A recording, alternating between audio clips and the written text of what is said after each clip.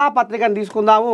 మహాపత్రికలో మరి ఏం రాసుకొచ్చిరి, ఏంది, ఏం కథ అని పసిపడదాం.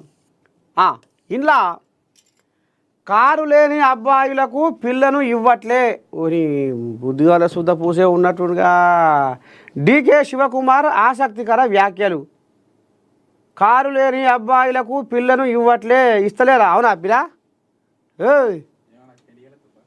ఓరి వెనకడికి పిల్లని ఇవ్వాలంటే కొలువు ఉందా పిల్లగానికే? ఏం పని చేస్తాడు మగోడు? కొలువు చేస్తుండా? నౌకరు ఉందా? అక్కడ పట్నంలో నా నౌకరు చేస్తాడట. నౌకరు చేస్తానికే ఈసారి నా మనవరాల్ని గిట్లాంటి కథలు ఉండే, గిట్లాంటి మాటలు ఉండే. వామ ఇప్పుడు కార్లు పెట్టిరు. కారు లేకపోతే పిల్లని ఇస్తలేరట. ఇక పిల్లకు కాలుకు మన్నంటకుంటా కార్లో కూర్చొని రింగన్న పురుగోలు తిరగాలి నేను. ఏడికి వచ్చే లోకం ఆఖరికి వస్తారు కల్లా. ఈయన కర్ణాటకకు పోయాగా ఉప ముఖ్యమంత్రి అంటుంది. ఏమంటుండో ఇంకోసారి పోదాం.